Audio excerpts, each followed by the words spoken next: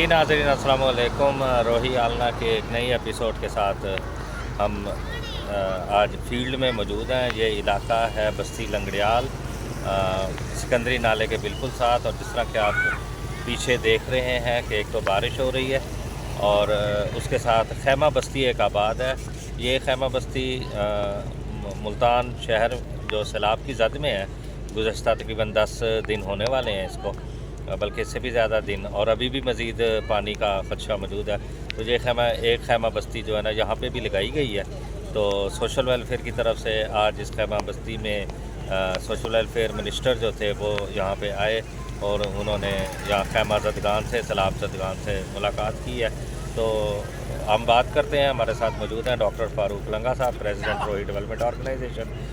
उनसे पूछते हैं कि क्या ख्यालात हैं सैलाब के हवाले से इनके। जी डॉक्टर साहब। जी, इस वक्त हम जहाँ आए हैं तो यहाँ पर देख के एक तरफ से तो खुशी ये हुई है कि इंतज़ामात अच्छे हैं, लेकिन दूसरी तरफ मायूसी ये है कि इनके लिए प्रॉपर कोई इंतज़ाम नहीं है। आज आए मिनिस्टर साहब, आएंगे चले जाएंगे, बस उसके सामने शोर सारा कुछ। बहुत सारे लोग ऐसे यहाँ मौजूद थे जिन्हें ना खैमा मिला, ना उनके कोई खुराक का इंतज़ाम था। अगर ये सही तरीके से इंतज़ाम किया जाए तो बहुत अच्छा इंतज़ाम है।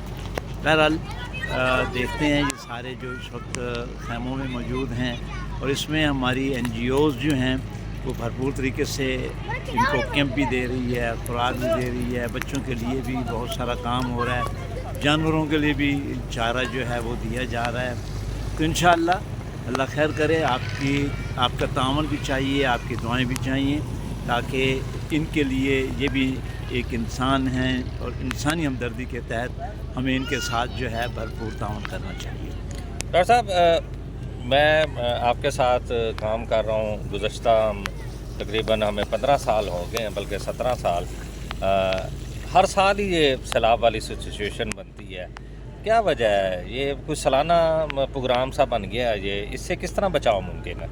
लेकिन जी, इससे सबसे पहली बात तो ये है कि दरियाओं के अंदर जो है ना लोग, क्योंकि उनके पास कोई कानूनी जगह होती नहीं है, वो दरियाओं के अंदर जो है अपने घर बना लेते हैं। मवेशी उनको जब कहा जाता है कि भाई निकल आए, अब जो है सैलाब की सूरत हाल है, वो कहते हैं जब आएगा देखा जाएगा।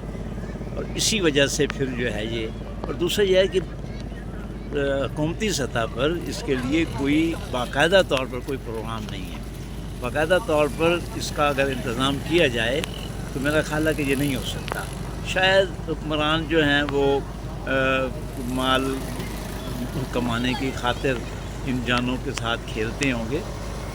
लगता है ऐसा ही है कि जब शो कर देते हैं कि जितने मर गए, इतने ये हो गए, इतना फलां हो गया, हमें इमदाद, और फिर उसके बाद जब ये ख़त्म हो जाता है सिलसिला, फिर वैसी सूरत हाल हो जाती है और बहुत सारे लोगों का जान, बहुत सारे लोगों की जान माल, सब चीज़ें जो है वो तबाह हो जाती हैं। और ये अगर हम देखें, चाइना में एक दफ़ा सैलाब आया था, उसके बाद उन्होंने अपने तमाम इंतज़ामात कर लिए। आज वो दुनिया का अजीम तरीन मुल्क बना हुआ है, और हमारे से बाद में आज़ाद हुआ, और हम हैं कि अभी तक एक छोटे से काम को भी मुकम्मल नहीं कर सके।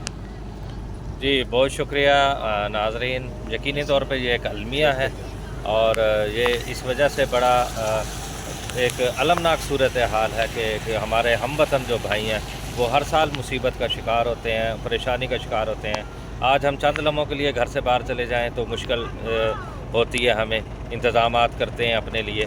तो ये जो है ना, रातों को और एक तवील अरसे के लिए जहाँ कैंप में पनाह गुज़ीन होते हैं, हमें इनकी मदद भी करनी है। लेकिन साथ ही मैं आखिरी बात करूँगा कि अरबाब इख्तियार को अब संजीदगी ले लेनी चाहिए कि सैलाब से हमें मुस्तकिल बुनियादों पर कैसे छुटकारा हासिल हो सकता है। बहुत शुक्रिया। पाकिस्तान जिंदाबाद।